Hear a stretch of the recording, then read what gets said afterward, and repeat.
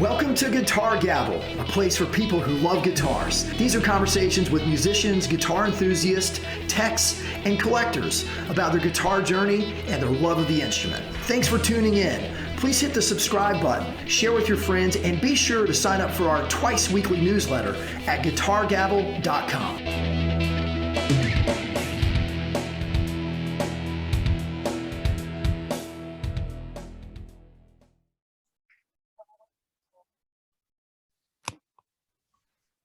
All right, everybody. Hey, this is David Still with the Guitar Gavel podcast, rocking with a slightly different platform. So didn't know if we were live or not, but we are. Welcome. Thanks so much for spending your time with us today. And I am very pleased, very excited to introduce to you Will Ray. For the Hellecaster fans, the Will Ray fans, no introduction needed. And for my friends that are huge Will Ray and Hellecaster fans, I'm going to do my best to do this justice. And you can crush me on the questions that I didn't ask later. But Will, thank you, man, so much for your time and for coming on the podcast. Thank you very much. My pleasure, David. So I kind of crank things up pretty straightforward.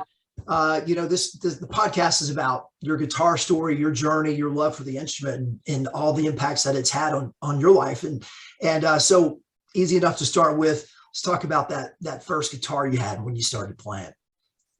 Well, I started on a Gretsch Country Gentleman. I'd saved up and wanted to, when I was a kid, and I was 16 when I got it, and I had to wait 6 months for it to come into stock, because back then that was the guitar everyone was getting, because that's what George Harrison and the Beatles used, and so everybody wanted one. So they were on back order at the music store in Richmond, Virginia, where I was raised. And so that made it a lot quicker to learn on. It's a much, your learning curve is a lot easier on a professional grade instrument than it is on a beginner grade instrument. So that helped a lot. So that was the first guitar. And then from there, I just kind of, I'm like the Pied Piper of guitars. Guitars just come to me. I've gotten them through endorsements, through sometimes somebody will build me a guitar. Hey, I was thinking of you when I made this guitar, and I accept all guitars. There are no bad guitars, only bad players. Note to anyone listening to the podcast or watching the podcast, Will is open for receivership of guitars. I love gear. I've had hundreds of guitars in my lifetime, and I really like it. This guitar here, in 1996, the Hellecaster started in 1990, and in 1996, Fender came to us and said, we want to do signature guitars on you guys. And so this is the Will Ray model Hellecaster series, and it's complete with the hang tag, what we call case candy. And this guitar, it's basically, I'd been experimenting around with gold leaf. So this is a all gold leaf guitar, and so Fender made these they made all of our Hellecaster guitars in Japan and then sent them over here, and this is 0001. Wow. Yeah, so it's got two Jazzmaster type pickups, but they're really Seymour Duncan rewired pickups. He wound it around a ceramic magnet, and it's actually closer to a G&L ASAT special pickup than anything else. But it's if you haven't heard an ASAT special, it's kind of, the pickup is a cross between a Fender and a P90. Basically, you've got all the high end of a Fender, but you've got the mid-range bump of a P90. So this has the Hellebender, Wilray Hellebender B-bending system, and basically you put a bar through here, and then you rock the guitar against your body a little bit, and that bends the B string. You know, this has a 4-way switch. The two middle positions, you know, you've got your neck and you've got your bridge, and the two middle positions, one is in both pickups in series and the other one is both pickups parallel. So you got a lot of tone options. And then I don't know if you can see the tone control. It's a concentric bass and treble tone control on that. And these are the knobs look different because I like the kind of knobs Danny Gatton used. You know, Danny Gatton had special knobs that this company Ventique made. So I had them put those on all my signature guitars, and it's got, you know, the headstock. It's a Tele body, but the headstock is Fender, and I had brought them I had a 63 Fender Strat, and I said, man, I really like the neck on that Strat. So I brought it in, and they did all the measurements in an afternoon, and came up with the specs, and that's kind of what we did on this guitar. Well, a couple of questions. So talk about the fret inlays, because those are kind of special. Well, they kind of are patterned after, you know, I use a triangle pick. You know, this is the kind of pick I use, kind of like a little Dorito, and that's the way, you know, that's the way these things are. They're kind of patterned. I didn't want regular dots or blocks. So, you know, when they came to me to do the guitar, they just said, give us a wish list, you know, and so I gave it to them, you know, anything that I wanted. And I have staggered brass saddles on here. And I like the old 3-way adjustments on the ashtray tellies. They took an ashtray and kind of cut it at a diagonal to make room for the pickup. It's a big pickup. You know, these Jazzmaster pickups are huge. You know, they take up a lot of room. You know, when you look at the adjustment screws, they're just, that was probably a mistake on Leo Fender's part, I think, when he made the Jazzmasters. He probably, because those always seem to fail, you know, the adjustment screws. They always have kinks in them and stuff. And so the next guitar I'm going to show you. Well, can I interrupt for 1 second? Yeah, sure. On that, I want, well, and I guess looks like you're going to go to another Fender, but when Fender comes to you and says, hey, we want to do, you know, a signature guitar for you, what did that feel like? And you said, they just said make a wish list, but can you give a synopsis of kind of that story and how that made you feel? And I mean, that doesn't happen to everybody. No, and they say wish list, but you know, you got to keep in mind there's certain lines they won't cross. You know, like they're not going to make a Gibson guitar out of a Fender, Sure, but they can make a Fender guitar that's very Gibson-ish, you know, or something like that. But there are certain lines they won't cross, but for the most part, they were pretty wide open to whatever we wanted to do, because in Japan, they were able to get, at the time, cheap enough labor to be able to do it. Specifically, they probably had early CNC machines, would be my guess. And Yeah. they could just put the specs in and just pump these things out, you know, and that's the way to go. Did they fly out to California, take you out to a steak dinner? You hand them your wish Well, list?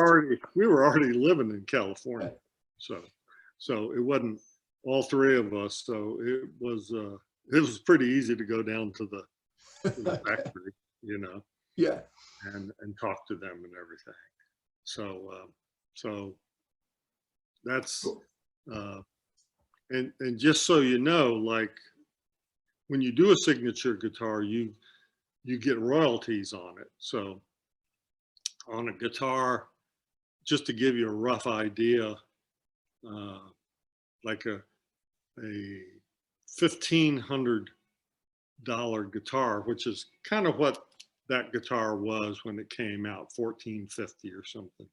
You know, I would make roughly about, I would say, 70 bucks, you know, between 60 and 70, somewhere in there, on something like that. The next guitar I'll show you this is also a Fender. This has also got gold leaf, but we've got it, you know, in a more artistic design with orange. These came in 3 colors: orange, blue, and lime green. And this is done in the custom shop. This is a Will Ray custom shop guitar. And again, I like the Jazzmaster size pickups, but these are hum canceling pickups, you know.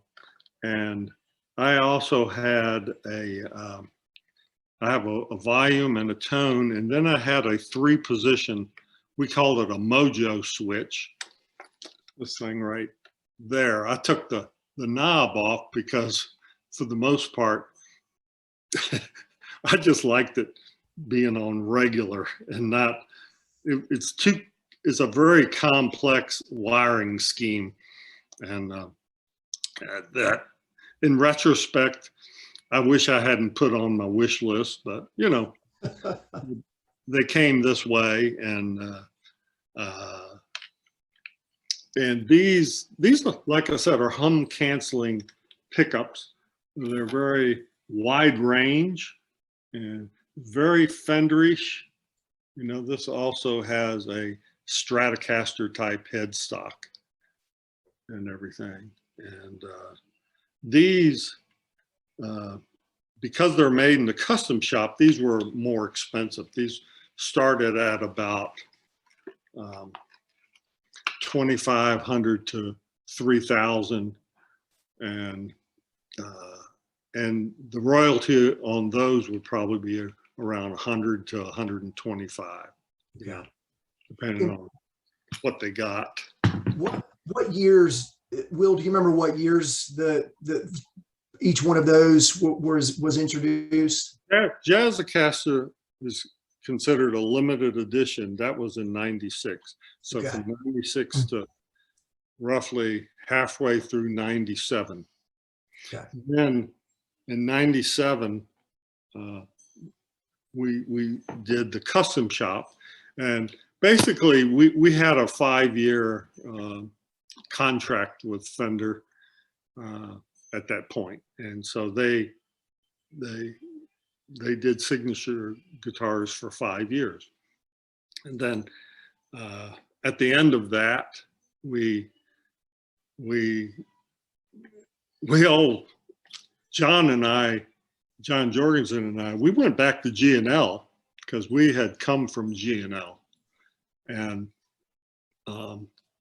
so we went to G&L, And then G&L wanted to do a signature model on me. And so we did, this was in 2001 when the Fender contract expired. I went with G&L, and this is a G&L Will Ray model guitar. And these are Z coils, and a lot of people don't know, aren't familiar with them, but Z coils, this was Leo Fender's way of doing hum canceling pickups. Like the best way to describe it is, humbuckers, two coils side by side like that. A Z coil splits them up like this. And because you've got that Z shape to them, for some odd reason, you get a lot more fuller sound. You get more highs in them. It's like a very, very quiet Strat or Tele type pickup. And so when I went to G&L, I said, well, I want skulls on the fretboard. And these are this was on the other Fender. This also has skulls on the fingerboard.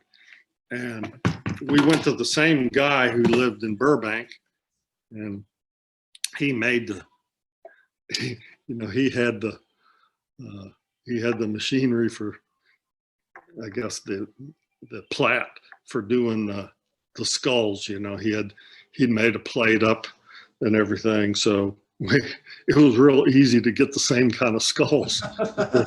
So do them for a G&L instead of Fender. All right, so we got to talk about the skulls, because that's your bolo signature. Is the skull bolo, or bolo? Excuse the accent. Give us a quick backstory on kind of how that came to be a part of you and part your signature, if you will. For some reason, I like bolos, because it's basically a Western tie, and you've got a cord with two ends on it, usually metal. And this was actually, I used to keep bolo hardware at home, so I could go into a store. Like, this was actually just a skull that I found in a Mexican Day of the Dead store, and I just made a bolo out of it, because I keep bolo hardware at home. So there's no secret to it or anything. I like skull bolos. I probably have about 25 different skull bolos. It's just kind of my thing, Yeah. Everybody's got a little thing, and that's my thing, So true. Yeah. Well, when do you remember when you first started wearing them? What year it was, or how old you were? I would say when I got to LA, I would say probably in the mid 80s, I started wearing them. And I don't know why, but I just, I started buying bolos, and then I found I liked skull ones. And then my wife, Gail, at the time, she would make up some bolos, skull bolos, and out of ceramic material, and it's just a fun way to just dress up without dressing up, Yeah, I totally get it, man. What a cool way to, hey, I'm Will Ray from Virginia, and they remember you out in LA. I'm into skulls, and I'm going to put them on my That's great. All right, enough. I had to deviate for a second and tie that all together. Carry on with the G&L. Excuse me, Will. So this, in 2001, the contract ended with Fender, so I went with, I contacted G&L, and they were, they were contacting me right about the same time I was going to contact them. And they said, hey, we'd like to do a signature guitar on you. And we talked and everything. And I went down and signed the contract with G&L and for unlimited time. So, and they started doing signature guitars. And this is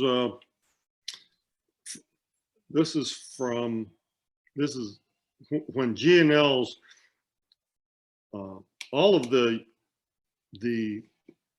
USA made G&Ls are made in the Fullerton plant. And it's the same plant Leo Fender had when he started Fender. It's the same, he has the same buildings, he had a lot of the same machinery and everything.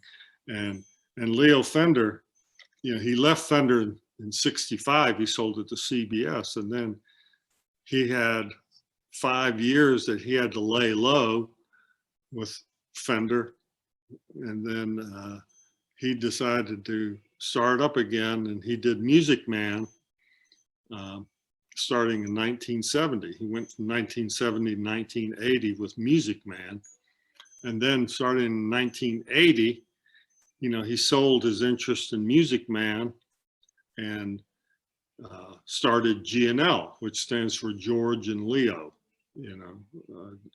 George Fullerton was the guy at Fender who designed the Stratocaster. So, they started this company, and I came aboard. I came aboard in 2001. I came aboard, and they were, at that point, Leo was dead, but, and BBE had bought them. BBE is Barkus Berry Electronics.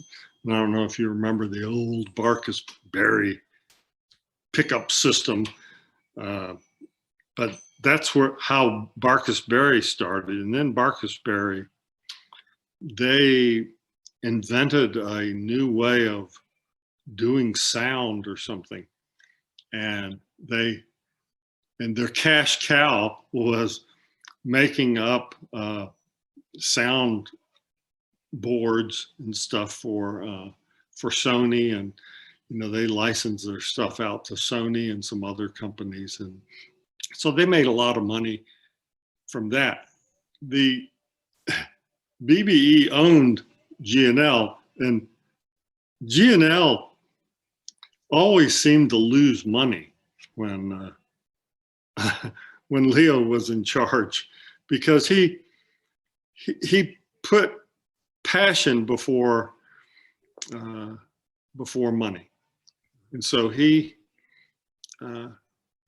Leo, every year they would lose money. Well, when Leo died and BBE bought G&L, then they started sending in the bean counters at that point.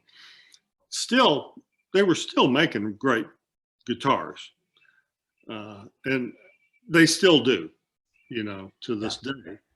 But they're just like any company. Once you send the bean counters in, you're going to get, you're not getting the best. You're making compromises on what is the best a lot of times. And you have to, if you want to make money, and they want to make money, and I can't blame them for that. So that's what these Z coils are. They're great noise. It's a very quiet guitar, and it's a 5-way switch on there. And I don't know if you can notice, but I keep my middle pickup fairly low. Mm-hmm. And that way I can, number one, it keeps out of the way of my finger picking when I'm using a pick and finger. And number two, it lowers the volume of that middle pickup so that if I want to just play some straight rhythm and be at half volume, I can just go to the middle position and do that. So I like guitars that do this. This has binding on it, and I like this guitar. I've used this guitar a lot over the years. It has Spurzel locking tuners on the back, and I don't know if you can see, but I always write in pencil. Yeah. I have a lot of the notes I make on the back Yeah. of Headstocks, and like this has the it tells me when I received the guitar, and it's got the pickups, like the neck pickup is 6.75 K and the bridge pickup is 10.2 K, and which is a little hotter than I wanted it to be around 8. And so for a while they were putting really hot bridge pickups on that were in the 10K, 11K. And what that does is it increases the output, but it rolls off the high end a little bit, so that, you know, if you're used to going to the bridge pickup and having to use the tone control, if you have a hot pickup, you probably don't need to hit the tone control as much, you know. So that's what that does. And so, you know, they made these starting in 2001, and I think we had about maybe a 12-year, maybe about a 15-year run of doing these. These are the USA models, and they generally ran between 1,500 and 2,500, because they're the equivalent of a custom shop type guitar. Then they wanted to do some that were made in Korea, so they sent over hardware, G&L hardware from the Fullerton factory, and the pickups. So it had hardware and pickups that were from the factory, and they made a lower line of Will Ray models over there that would sell kind of in the 800 range. Yeah. You know, so for the regular USA made ones, you know, I'd probably get about $50, $52 royalty per guitar. On the Korean made ones, because they sold for less, it was closer to about $25, $26. Okay. So, and this is I have this guy in Texas, Matt Whiteside, and he always makes me up these custom guitars. This is a Will Ray model, and I don't know if you can see all the switches and the knobs. You lift it up. There we go. Yeah. Yeah. Okay. Volume and tone knobs, you know, it's on all 3 pickups. And this is a master volume. And so what he did was, we had this idea of taking the 2 coils and just being able to turn each one either on or off, you know, so that you could have, say, the bass 3 strings of this pickup with the treble 3 strings of this pickup or this pickup, if you wanted to. Wow. You know, and yeah, very complex, more more for fun and just for being weird, you know, more Yeah. than anything else, just to show, yeah, we've thought of everything, including this. You know, Yeah. this is a pretty cool guitar. I like the way the grain goes with this, because it kind of reminds me of like a sunset or something, you know. But these are nice guitars. These did not come with Spurzell locking tuners, but they all get my handwritten notes. I love it. You know. Your initials on this one, is that cut out on the Yeah. body, or is that? Yeah, that's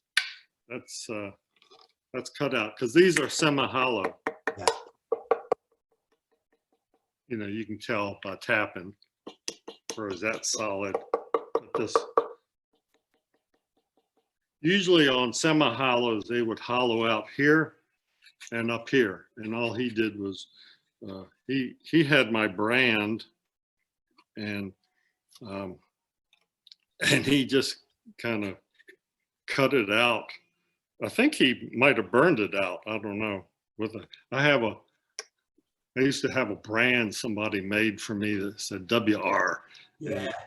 Like a brand for cows and stuff, you know. And the last guitar I'm going to show you is this is another one that Mac made for me during my cigar box guitar era, you know.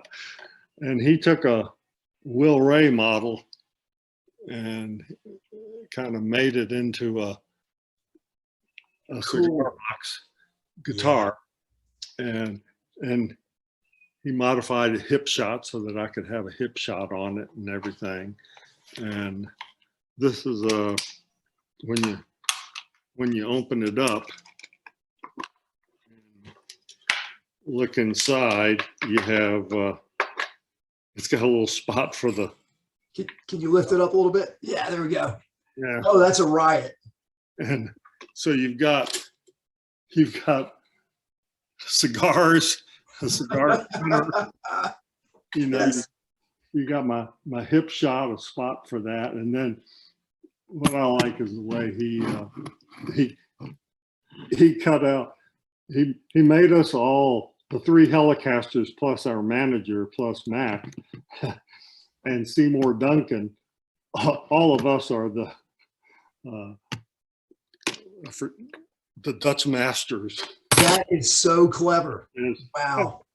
It's really quite clever. He's my mad scientist, basically. Clearly, yes. But you know, for the most part, I just like to have fun with guitars, and you know, I've been lucky enough to have a bunch of them made, you know, with my name on it. So, you know, I'm happy.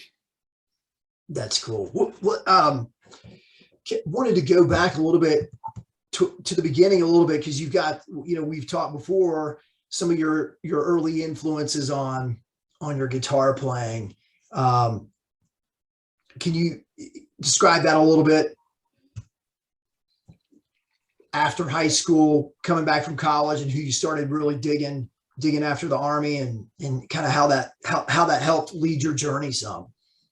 Well, when I got out of the Army, I went to college, and my second year in college, my brother Enos, he brought home, he was going to Virginia Tech, and he brought home the first live Grateful Dead album called Live Dead. And man, it just, for some reason, it just really touched me. And I put that album on over and over and over for like a couple of hours, you know, just playing it and jamming along with it. We had an old Gibson LG Zero guitar that just around the house, because everybody kind of played guitar a little bit in my family. And so I got on that, and I was having so much fun jamming with the Dead. And after a couple of hours, my fingers were really sore. And at that moment, I knew this is what I want to do, you know, screw everything else. And at that moment, I started rearranging my schedule at school so that I had lots of time for practice in the afternoons and evenings. I would get my homework done early and then just play. And that's how I learned how to play. I bought a transcription turntable that could go down to 16 2/3, you know, and half speed of 33 1/3. And I basically would learn how to play. I learned scales and everything else just from listening to other players. And my first big influence was probably Mike Bloomfield, because that guy, when he was with Paul Butterfield, he just really spoke to me on guitar. And so I started playing a lot of him. And of course, Jerry Garcia of the Dead, he's what got me back into playing.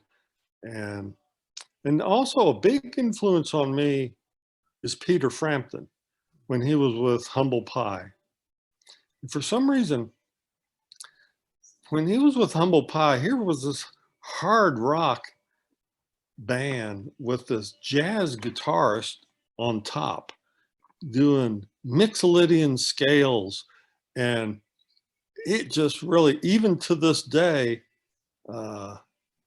like over in my practice area, I have a little transcription CD player, and I will, you know, I've got that live at the Fillmore Humble Pie recording, and I will just listen.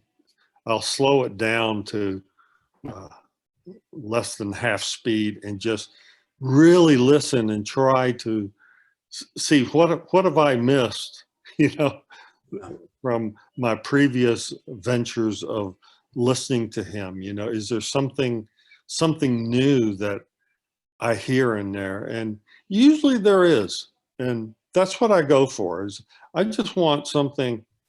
I want to have a new perspective of something. So those are the three main influences, I would say, on my guitar. And then lots of other people like Danny Gatton have been influential, but those are the three main guys, you know. Did you ever have a chance to meet Peter or Mike or Jerry or cross paths with them in your career? No, we played a gig once with Danny Gatton, and that's the closest I've come to meeting one of my heroes, you know. And then we were asked to do the benefit for him because he committed suicide in the 90s, and so they asked us to put together something at the Bottom Line in New York, and so we did that. But you know, I never had a chance to meet these people. And Peter Frampton now has a degenerative kind of disease, I think. So I think he's no longer playing anymore. And you know, if I could meet him, I would just tell him, wow, what a profound influence he had on me, because he's very, you know, he's very lyrical with the way that he played in Humble Pie. Now, when he did Frampton Comes Alive, that's great too. But there's something about when he was playing with Humble Pie, it just really spoke to me. The first time I heard it on the radio going down the road, I had to pull the car over. You know, it's like I thought, I can't drive while I'm listening to this. It's just that crazy, you know, and so there's a lot of good music out there, and it's a matter of going out and finding something that speaks to you, and that's what I hope all your the listeners out there can do, is find something that inspires you and listen to it and try to make the world a better place through music. Yeah. What, Will, what age were you when you started making a living playing music? I would say I had day jobs until I quit. When I was 33, that's when I quit my last day job, which was a really good job, working at the post office as a mailman, and really good pay. And I quit that, and my wife and I moved to Los Angeles, and I never looked back at that point. At that point, I became a full-time player. Now, I had been a full-time player in Richmond, Virginia before I had a 5-year stint of day jobs. And before that, I guess you could call me a full-time player, but I was just a bum, you know. I wasn't making any money at it. I was just kind of living at home with my folks, you know, or living with some friends or something, you know. But you can't make, you know, that's the first critical test of what you're going to do with the rest of your life is, can you make enough money with it, with your art, to be self-sustaining, you know. And when I moved to Los Angeles, I could, and I figured out, you just figure it out. You know, you move to a big city and you'll be able to figure out pretty quick, it's sink or swim in a big city. And especially a place like Los Angeles, it teaches you really how to manage your business, your music business. It teaches you, you know, look, if you're going to be a professional, you got to charge money, and you got to put on your business pants for that, you know. When you were, and I know we were talking earlier, you still play a lot now, but in your going back to your 20s and your 30s, and you've mentioned it before, approximately how many hours a day were you practicing, Will? 8 hours. And I made sure I did 8, you know, and I would only spend a few hours every day doing the college stuff, and then the rest of my day was learning licks. First, I would put records on and try to dissect licks by Jerry Garcia, or it might be Eric Clapton or somebody, and you decipher them. Then the next step is to get your muscle memory going with both hands, you know, playing. And the way I would do that is, in the evenings, I would relax, watch TV, but have a guitar in my hands.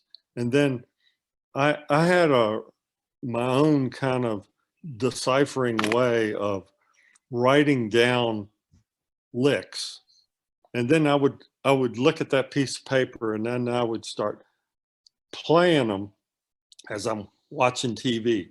And I always tell people I learned how to play by watching Andy Griffith. Yeah. There's a lot of truth to that, because, you know, watching TV is when you can really practice. When your conscious mind is watching the show, your subconscious is learning how to be a guitar player by playing notes and learning, you know, you're getting that muscle memory down, because there's no easy way of doing stuff, except you just got to have a guitar in your hands a certain number of hours. before you get to points where you can get to the next level up, if that makes sense. You know? Yeah. Tell us about the slide rings. How did those come about? Yeah. Yeah. These we sell them on my website, and it's called the Will Ray Stealth Slide ring. And they're, I don't know if you can see, it's skinny on one side and Yeah. thicker wider on the other. And so, you know, I always tell people, when put it on the skinny side so you can bend your fingers, do chores and stuff. Then when you want to play guitar, you just slide it around, do a half circle with it, and you're ready to play. And in the Hellecasters, that band brought about my using the right hand slide more too. And I would use the right hand slide as a floating bridge, like start at the bridge on a string and move it up. And you can do a lot of tricks with that, you know. And so I first started experimenting with slides, I guess, around the mid 70s. And then around the mid 90s is when I went to Dave Borzoff at Hip Shot Products. And he's the one that made the bender that I was using. And I said, hey, can you make me up some rings, you know, to sell? And he said, yeah, well, so he, you know, we took measurements and we experimented around with the right way to do it, and, you know, what works, what doesn't work. And so, you know, I've sold thousands of these things. They still sell, and I don't know how people find out about them, because, you know, but I always sell some every week, so, you know, That's cool. with that. Well, they're probably watching some of the Hellecasters on YouTube. They're like, man, Yeah. what's Will wearing? Where can I find one of those? Yeah. And basically you can get these, just do a search for Will Ray on eBay and they'll come up, or, you know, just Stealth Slide. I also sell them on Amazon, but eBay and my website, those are the main ways I would say you can find these things, you know.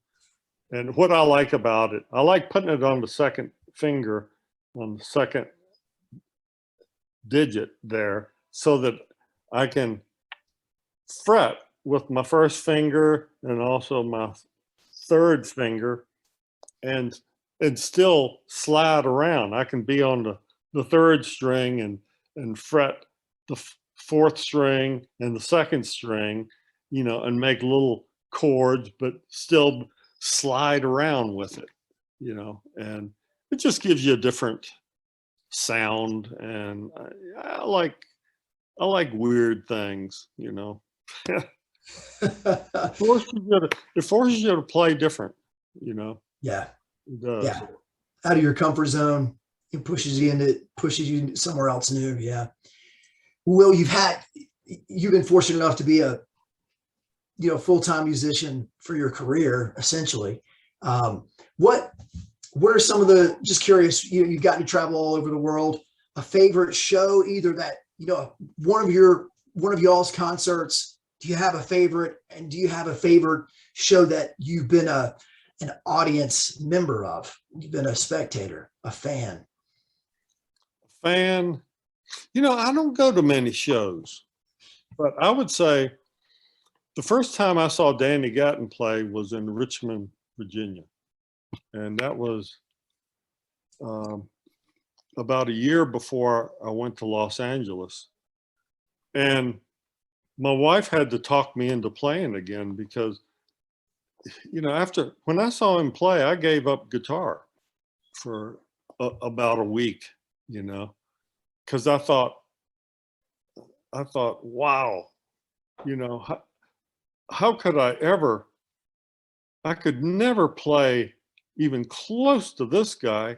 And what was scary about him was that it wasn't like he was like super famous, Eddie Van Halen or anything.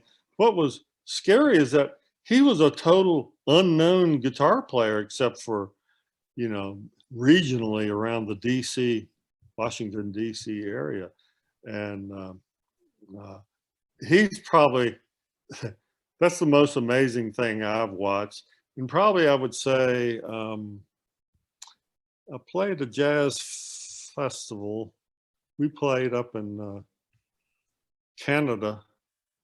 I want to say Montrose or something, but uh, I like festivals. Festivals have a certain energy, but they're really hard to play in the summertime because they're just so humid usually, and you got to make sure you take some finger ease to spray on the guitar if you do that, you know. All right, so just a few more questions, and I've got a few from our friend Steve Kuykendall. We'll close things out with, but they're easies, they're not toughies. But man, if you top 3 favorite guitars that you've owned, what, you know, or in no particular order, or what are some of your favorites that you've owned of guitars? Yeah. Well, there's still a white whale I haven't gotten. Okay. And that is, I'd like to get an old K Barney Kessel Jazz Special. That's the one guitar I've never been able to get, probably because they're just really pricey. They're probably in the $5,000 to $6,000 range, but now, which probably doesn't sound like a lot to a lot of people, but you know, the most I've ever paid for a guitar is like $1,400. So, you know, and that was, and then the next one in line, I paid $800. And those are my 2 most expensive guitars.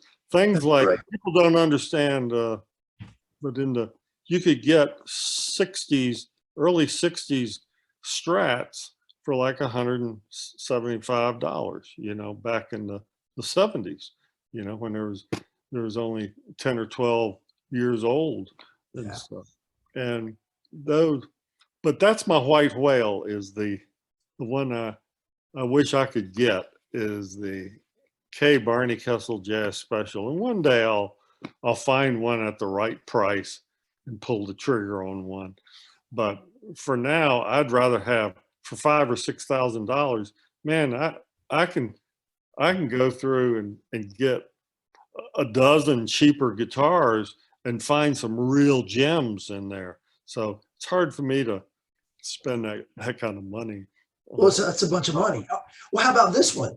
In terms of low, very affordable or downright cheap or inexpensive guitars, what's one of the best ones you've come across? Well, I just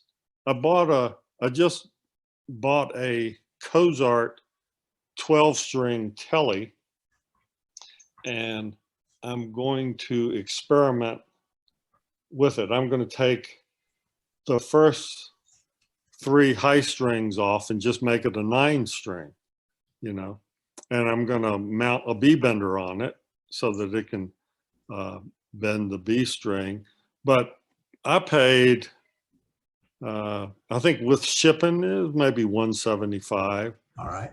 But Cozarts, you know, they're made in China, and for some reason they have access to better wood in China than I think we have in the United States, which sounds, you know, like a paradox or something, but all their guitars are very lightweight too. It's like they're much lighter. You get like I remember my semi-hollow Will Ray model G&L Telecasters, I've had some that were 10 to 11 pounds. You know, that's like Les Paul, heavier than a lot of Les Pauls. And if you get like our Cozart Telecaster, it's probably 5.5 pounds or something. And that lightweight, the sound travels through the wood differently than it does with heavier wood. And it just, you pick up a little more tone of the wood, I think, than you do otherwise, you know, with a really dense wood. And so I like the Chinese made guitars. And another one that I've gotten lately is called IYV. I call it Ivy, IYV, and they're made in the Republic of Vietnam. And it's like, I ordered one the other day. I have two that I bought used, and I wanted to get this an acoustic electric, and I ordered it on the website on a Sunday. It got delivered by FedEx by Friday. Wow. I mean, in five business days, that thing got delivered to me, you know, and I can't say enough good things about hungry guitar makers like that. They want your business, and they make really good stuff. You know, they make really interesting guitars. And so there are plenty of good guitars under $200 out there. So you just have to look around, and don't be afraid of trying a cheap guitar, because you'd be surprised at some of the quality that you can have. And worst case scenario, you might have to replace a neck pickup or something to get something that's a little, I'm a neck pickup guy. So the neck pickup has to really be happening on a guitar. And if it's not, well, I've got some P90s that I can stick in there, you know. Yeah. I got the humbucker size P90s. And it's real easy to just swap out a pickup that way. And, but I love neck pickups, man. They're so cool sounding, you know. Well, I think, man, while you're saying all this, everyone that's listening or watching is Googling IYV and Cozart to find one of these things. Yeah, they're out there, and just do a search on eBay or Amazon. You'll find them, and they're accessible, they're cheap, and they're well made, you know. And so I can't fault them. They're for the money, you can't beat it, you know. And sure, you could spend $2,500 and get a guitar that checks everything on your list, but you know, a guitar in the $200 to $300 range can check most of the things on my wish list, you know. And the few things it doesn't check, I can live without. I don't need everything, you know, because I would rather have 10 $300 guitars, you know, than one $3,000 guitar. That's just the way I roll. Yeah, man, I like it. It's a nice, simple way to be, and that's what brings you joy, man. That's what it's all about, right? Yeah. So, all right, last couple questions from Steve Kuykendall. I hit him up. I'm like, hey, man, for hanging out with Will, you got any questions for him? And by the way, he spoke extremely highly of you. He was curious if you were still a clinician for G&L. No, Okay. I pretty much retired from that probably around 2015. Okay. So I've been, I don't keep in touch with them much anymore. For a while, I was getting royalty checks, but you know, when you're not part of a company, when you're not there visibly out there doing clinics or doing shows and stuff, you'll you'll fall off the endorsement list. Sure, sure. Well, he also wanted to know if you're still doing private lessons. Yeah, I still do those. Yeah. Yeah, private lessons. You can just go to my website and get in touch with me. And I do Skype lessons, or, and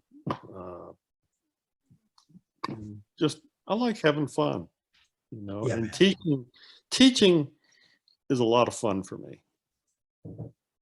And you still have do you know the amp that you bought from him years ago? Yeah. You still got that? He was curious. Yes. Yes. I do. Tell him it's a great amp. All right. I still have it. So it's an all tube. It's sort of like a deluxe reverb, but it's all tube, and tell him it still sounds great. Man, that's awesome. I'll do it. Well, Will, this has been a real pleasure and an honor.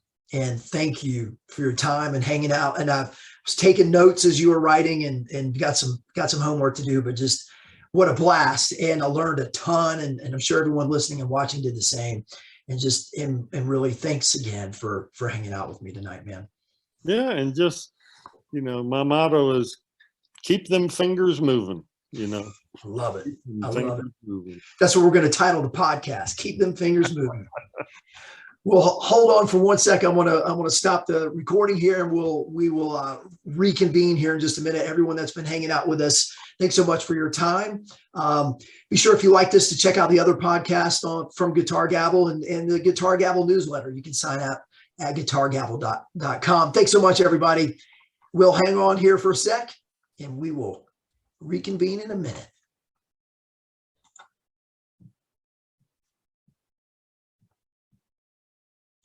Thanks for tuning in to the Guitar Gavel podcast, and a special thanks to Steve Kuykendall for composing this music and being such the great guy and friend that you are. As a reminder, hit the subscribe button and sign up for our twice weekly newsletter at guitargavel.com.